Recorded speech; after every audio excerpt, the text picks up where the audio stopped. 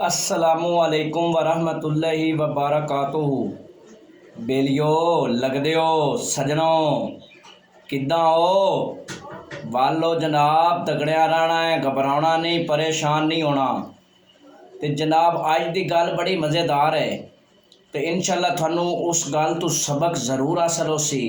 तो गल सारी सुननी है। गल जनाब शुरू करने है। गल कुछ इंज है कि किसी मुल्क का एक बादशाह होंदा है तो वह हो जाता बीमार। तो जदों बीमार हो जाता है ना तो उन्होंने बीमारी बड़ी खतरनाक लग जाती है। तो बड़े हकीम बुलाए जाते हैं तो बड़े तबीब बुलाए जाते हैं तो बादशाह का इलाज किया जाता है, लेकिन बादशाह नूं कोई आराम कोई फ़ायदा नहीं होता। तो जनाब ना एक दिन हकीम ते तबीब रल के बहते ने ते बह के सलाह मशवरा करते हैं भी की करना चाहिए। बादशाह का जिमें जिमें इलाज करने हैं बादशाह की मरज उवें उवें वधदी जाती है।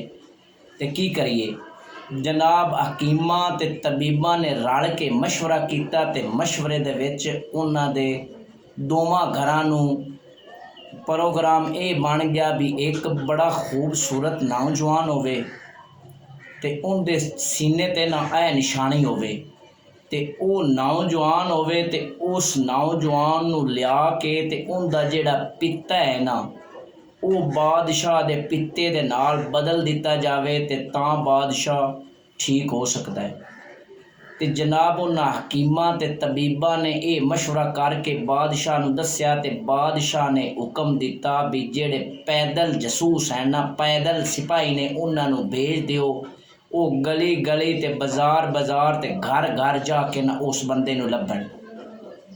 जनाब सिपाही ते जिहड़ी वो फौज पैदल लभना शुरू हो गई। लभदियां लिभांदियां दिन कोई 10-12 गुजर गए। आखिरकार ना उस निशानियां वाला उवो जिहा लड़का उन्हां नूं लभ गया, मुंडा लभ गया जिंदे विच वो निशानियां हैं।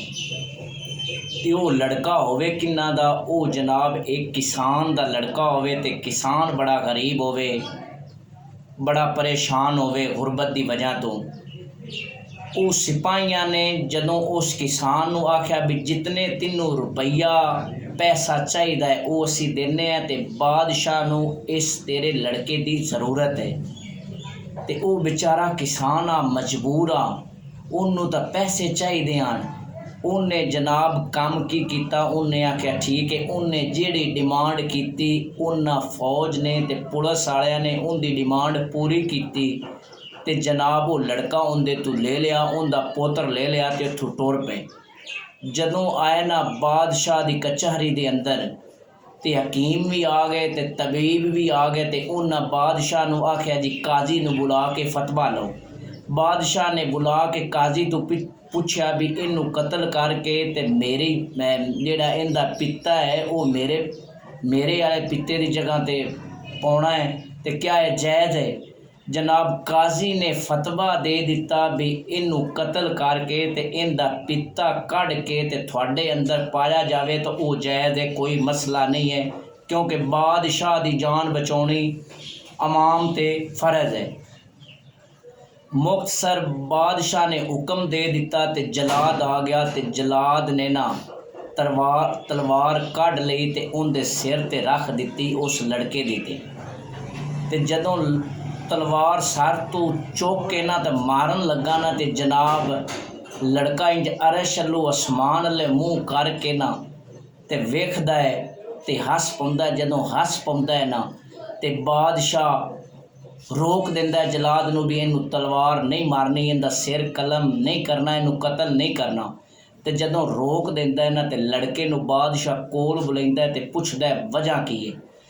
वो लड़का जवाब देंदा है कि बादशाह सलामत सब तो पहले इंसाफ वाला जिहड़ा रिश्ता होंदा है वो माँ बाप दा होंदा है, लेकिन उन्हां नूं सिर्फ पैसे की ज़रूरत है, रुपए की ज़रूरत है ते उन्हां मैनू वेच छड्डिया। दूसरा इंसाफ वाला पूरा करन वाला काजी होंदा है।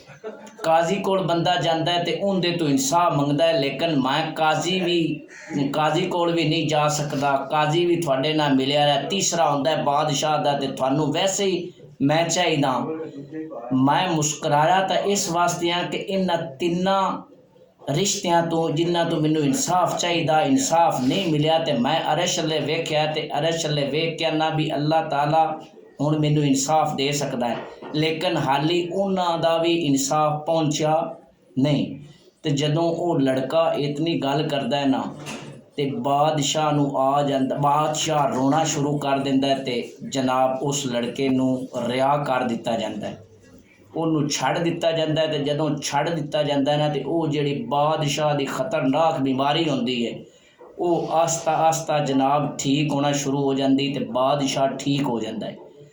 ਗੱਲ ਸੁਣਾਉਣ ਦਾ ਗੱਲ ਕਰਨ ਦਾ ਲੱਗਦੇ ਹੋ ਤੇ ਬੇਲੀਓ ਮਕਸਦ ਇਹ ਹੈ ਕਿ ਕਿਸੇ ਦੀ ਮਜਬੂਰੀ ਤੋਂ ਨਜਾਇਜ਼ ਫਾਇਦਾ ਨਹੀਂ ਉਠਾਉਣਾ ਚਾਹੀਦਾ, ਕਿਉਂਕਿ ਜਿਹੜੇ ਮਜਬੂਰ ਬੰਦੇ ਹੁੰਦੇ ਨੇ ਨਾ मजबूर उन्हां दी मजबूरी तो अगर बंदा फ़ायदा उठाइंदा है ना तो दुनिया ते भी देनेदार हुंदा है ते आखरत च भी।